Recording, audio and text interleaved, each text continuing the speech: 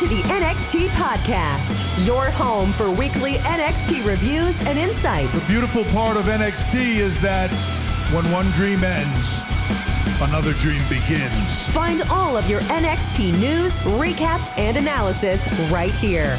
So with that being said, we only have one question for you. Are you ready? We thought so. Let's get the show started right now.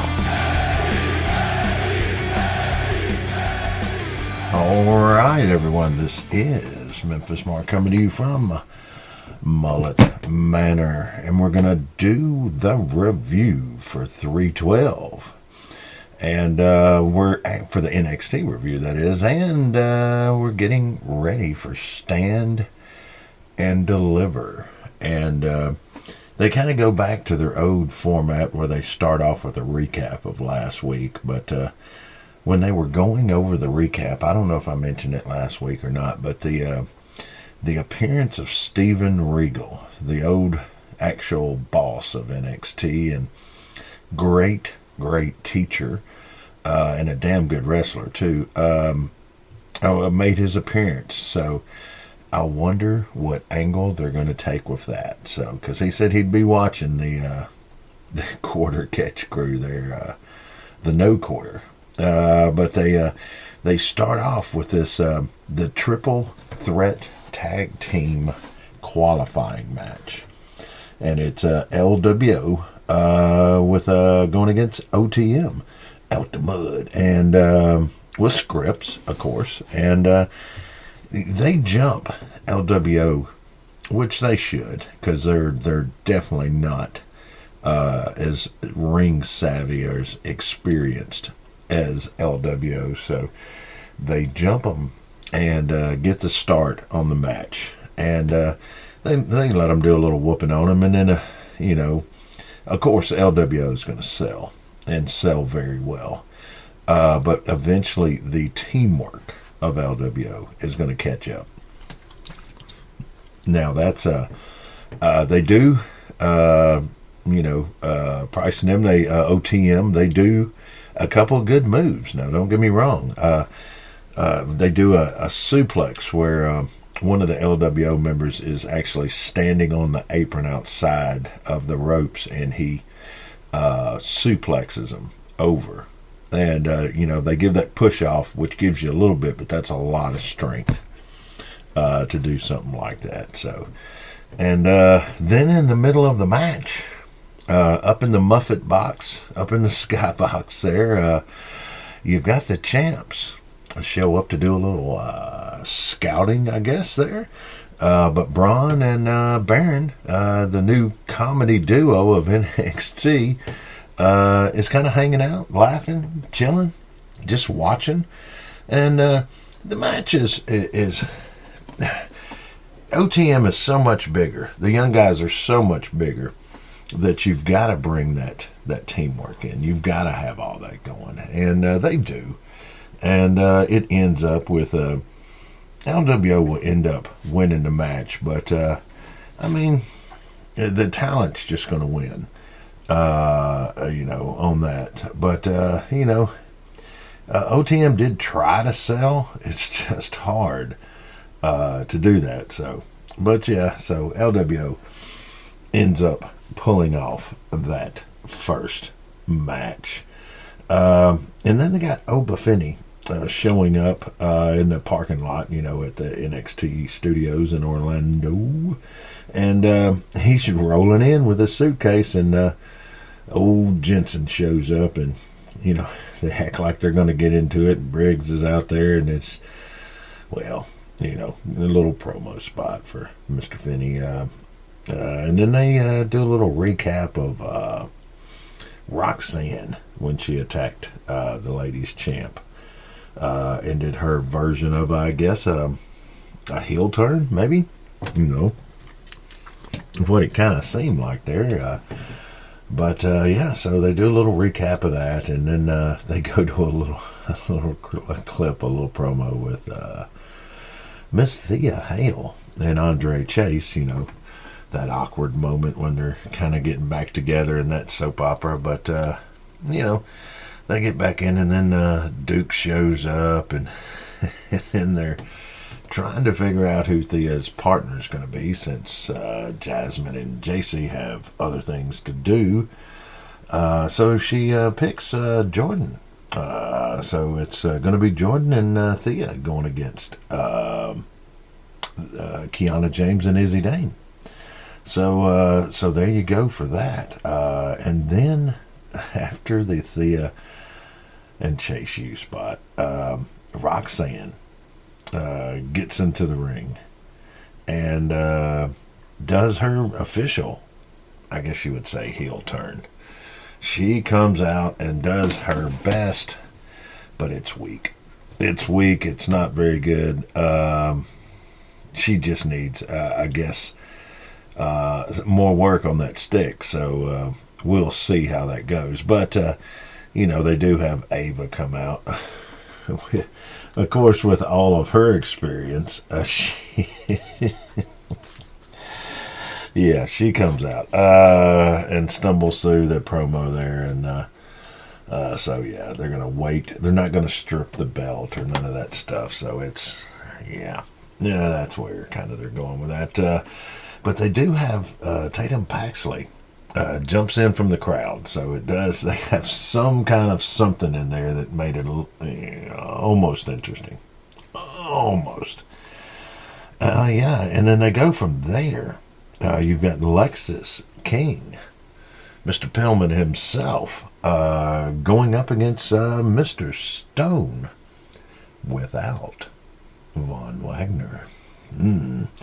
So the Stick Man going up against Lexus King, and he comes out and does a weak throw in the towel at Lexus, and with his 100 and something pound body, he jumps on Lexus a little bit. And then Lexus whoops him, and then whoops him, and then whoops him some more. And then, whoops him some more. He pins him, and Von's going to come out and pick him up and take him away in his arms like Cary Grant or something. And before they... But before that match, I forgot to mention that they did cut a little promo with Thorny D and Stax and their new concierge, I guess you would say, their new lawyer. And they do a good little spot. Those little the editing and everything though is always excellent. It's like a little movie, and Rizzo's in there trying to talk, and so they're having a little cannoli or something, or selling some food, and Dragunov shows up, and of course he's unannounced and everything. He just shows up and sits down at the table. Tony D sends him off, and they have a little talk, and it's okay. It's okay. And then Stax and their new consigliere comes out, and they snatch up Dragunov, and the next thing you know, they're closing a trunk on a nice vehicle there, and they're getting ready to take off. So it's a 2-part series, and that's the end of part 1. And from there, let's see where they go. Oh, and during the Lexus King and the Mr. Stone match, that was about being dishonored in front of his kids. La-da-da-da-da. Then they have Logan Paul show up on NXT. They do a little clip with him announcing that next year's SummerSlam, or this year's SummerSlam, will be in Cleveland, Ohio, where Mr. Logan's from, but also from where Jerry King Lawler's a big Cleveland fan, and lived there for a little while when he was growing up. So coming up in August, so there we go. Get your tickets. And then I guess they're going to go ahead and give us a little tease on what's coming up for Mr. Obafemi, because they cut a little spot with him and Dijak.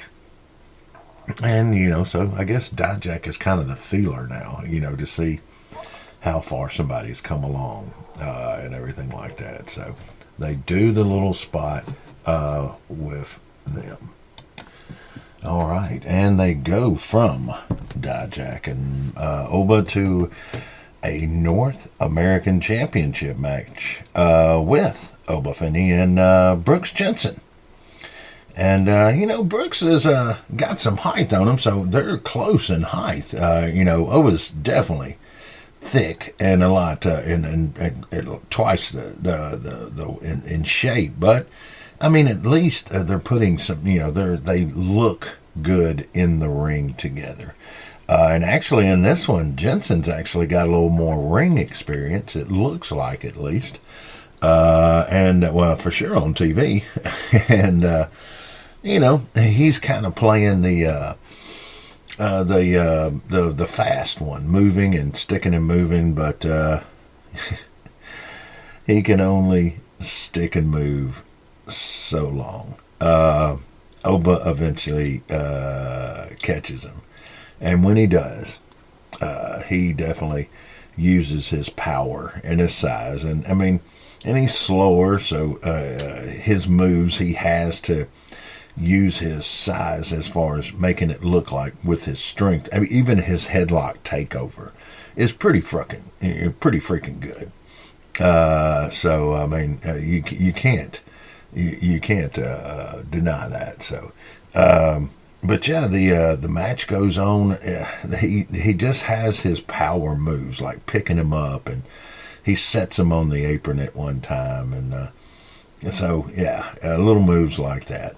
But he ends up, doing he's throwing him up in the air like he just don't care, and getting slammed to the ground, and the shoulder tackles and stuff like that. But in the end, the power is going to prevail, and then Briggs is going to come out and try to fire him up, try to do a little Tommy Rich and fire him up, and so it doesn't quite do it. Doesn't quite do it. That's when the champ just goes and just really starts torturing him and just doing move after move, and then hollers that he'll pin him when he wants to, and that's kind of what he does.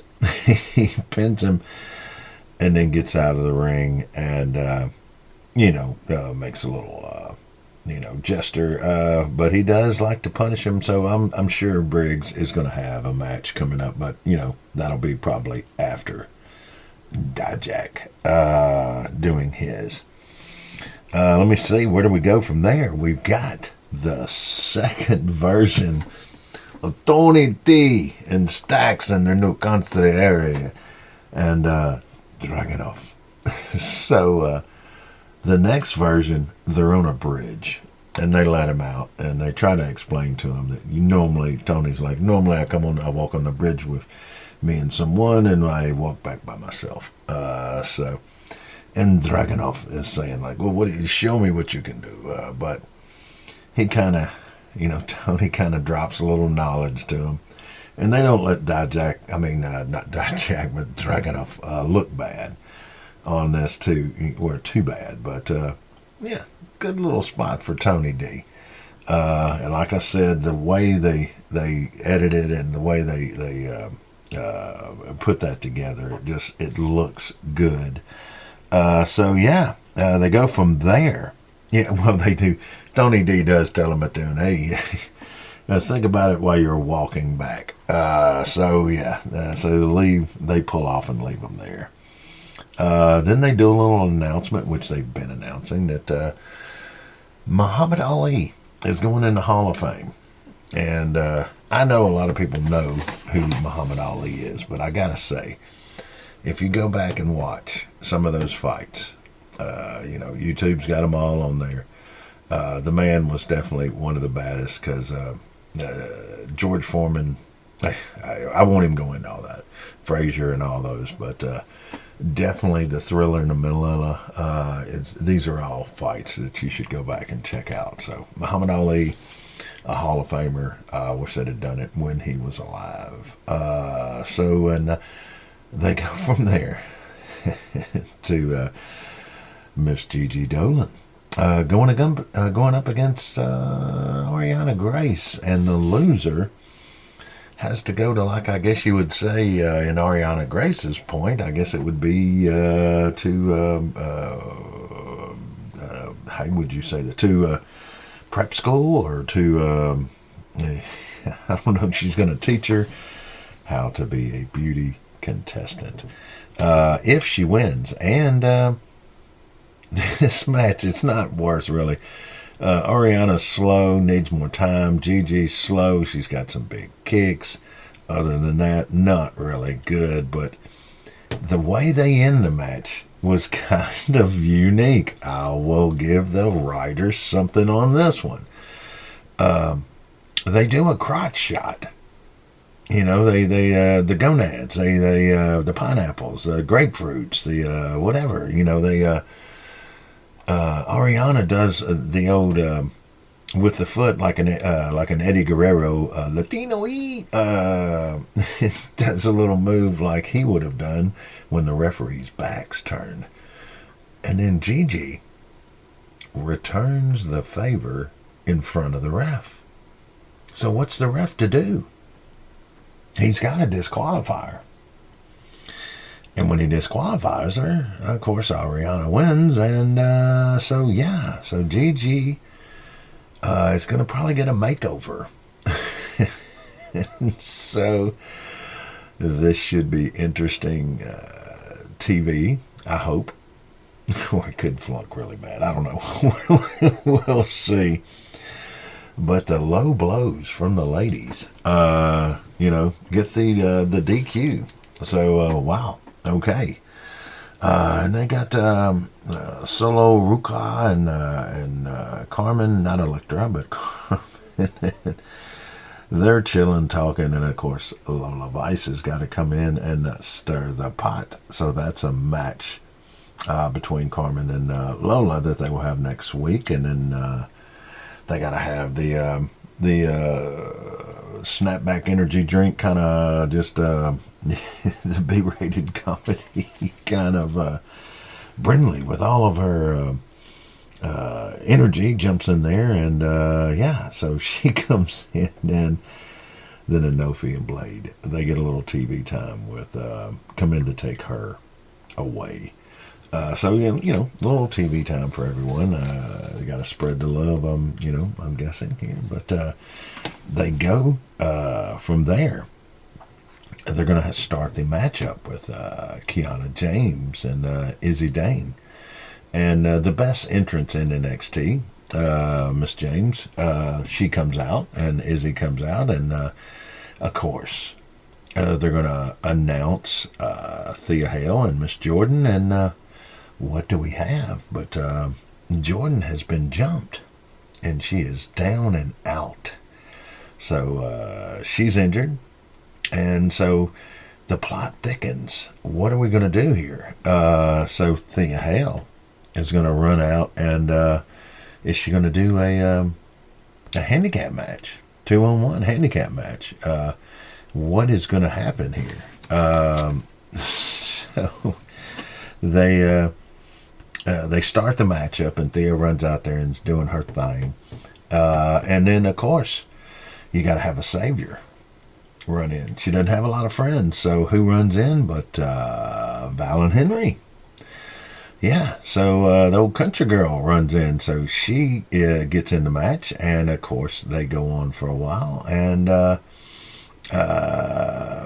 during the match, you're going to have Jasmine and JC Jane show up. And they're outside the ring, and they're going to pull somebody possibly out of the way there, and we get a pin on Thea. And then, after the match is over, they do some more soap opera stuff. Just happens to be Thea is down and out, and Valen's consoling her, and Jasmine and JC Jane come in there with their nightclub clothes on, and Thea gets up, and she kind of just says, "Hey, you gave me bad advice," and does some. I mean, she's okay. I mean, she's this is pretty much all scripted, so she's doing what she's told, but she pretty much says, hey, y'all gave me some bad advice. You're mean people, and I'm going back to the old Thea. So the old Thea is back, and then she runs around the ring. And, of course, now we're going to have more matches with JC saying that, hey, you're unappreciative of what I did for you. So, yeah. She runs around the ring, does a little scene. And, the Jasmine and JC leave in their stripper shoes, and they head off, and Thea and Valen are now friends. But after that, they do an interesting little deal. They do a little promo with Riley, the guy that was trying to take Thea out there, and then the No Quarter Catch crew come in, and they cut a little promo, pretty much kind of challenging Riley. So we'll see where that goes. So they're setting that up for next week or so, and then you're gonna have the Good Brothers, the OC, doing a little promo, and they're just saying that they're going to take the belts. And then you got old Hank and Tank. Hank and Tank come in there, and they're getting all fired up themselves. And then Braun and Baron, the champs, show up, and they fire them up some more. So, but in this manner, with Mensa and the guys, they're going to show up after this. Well, excuse me, I'm getting ahead of myself. We're going to have our final match, which is going to be Ridge Holland going against Shawn Spears, the chairman. And pretty good match. I mean, Ridge is, they're definitely getting him more time because he's got the look. He's got it'd be great in Europe when they do the tours and everything. But Shawn Spears is great on the mic, and they kind of let him talk maybe a little too much. But he runs his mouth during the match, and Ridge is going to go to that other place that they're trying to avoid Ridge going to. And so the match is going to end up with Shawn Spears ended up pulling the win out. Okay match.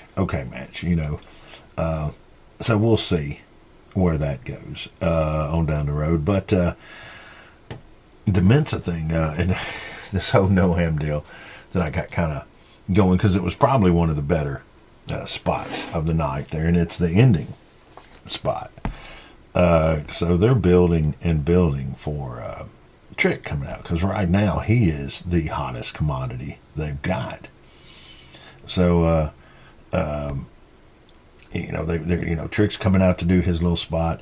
They bring him out, and he's doing his, okay. He's okay on the stick, but the crowd's fired up, so it makes it all go good. And, and there again, it's scripted, but he's doing a good job. He's got the look. He's getting real good with the stick. His ring ability has gotten a lot better. He has progressed. Kind of quick to me, but he still needs some work with the mic and everything. So I guess that's the reason they give him the stick now. But all of a sudden, out of nowhere, Metaphor shows up, the whole crew, and they slowly come out to the ring, and Noam's doing the mic work. And apparently they're going to fight coming up next week or so. And so Trick's gone through the whole Mello deal, talking about how he wants to get his hands on Mello got him. But Metaphor, when they come out, they cause a good distraction. So they all come out, and Noam is talking about pretty much that he's going to lay this smack up downeth, and that he thinks he needs to do it today. He thinks he needs to punch Trick today. And he's got like a big heavy coat on because he's so small. And I'm guessing for the camera angles and everything, they're trying to make him look better because he's really good in the ring. And against guys his size or even a little bigger, it's great. But Trick's a big old man. I mean, he's full grown. So it's a little harder to make it look good. So they put the big padded jacket, big coat, put it on him. And Mensa's next to him out there. And, of course, the ladies are out there with him. And Noam's running his mouth. And he's doing the little gangster walk up there like he's going to climb up in the ring, And they all get on the side. And then Trick makes this remark that kind of throws me off. It's like makes a remark to Lash Legend. And he's like, the way Lash is looking at me. So the crowd's all like, woo! And Lash, of course, has got a mic, and she's like, oh, no. Oh, no. So that's when Noam and Mensa are going to go in and jump on him. And they go in, and they make a feeble attempt. But then Lash goes to punch him, and he catches that punch. And he swings her around and gives her a little kiss. And she has a like, woo, like the little fluttered, look on her face. And so a real interesting end. Because when he kisses her, she kisses back. So, of course, I know, Noam and Mensa are looking in disbelief. And then he does like a little move. I thought he was going to dance with her some more or something, but Mensa comes running in, and he hits him and throws him over the top rope, and then throws Noam out. And then, of course, the ladies are out, but now Lash is still kind of, because she done looked over that full-grown man. And Noam's all mad. So then the crowd, guess what they start singing? And so we have the show going off with Trick in the ring, and the crowd and the music going, whoop that Trick. So, a good end, a good end. They didn't get enough time, I think, with Braun and Baron to make some people laugh there, maybe, but, okay show. Can't complain too much there, but that's pretty much the way it went this week, guys.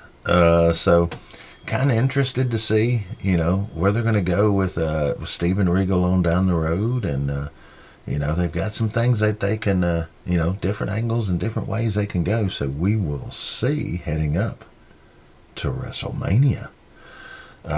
So we will see how it goes because, of course, they're heading to Stand and Deliver. And we'll go and we got the big triple threat tag team tournament coming up to see who's going to go against the champs. So a lot of things in the works. But all right, guys, that's pretty much it. Had a good adoption this week. Had one of the dogs leave the Mullet Manor rescue here, and so good things going on here. So that leads me into saying, if you can, help a rescue out, help a shelter out, do what you can. And always spay and neuter. And, guys, this is Memphis Mark, and I'm out. Thanks for listening to the WWE Podcast. Don't forget to subscribe on your favorite podcast app so you don't miss a show, or head to WWEpodcast.com. And for all of these shows ad-free, head over to patreon.com/WWE Podcast. Until then, we'll see you next time.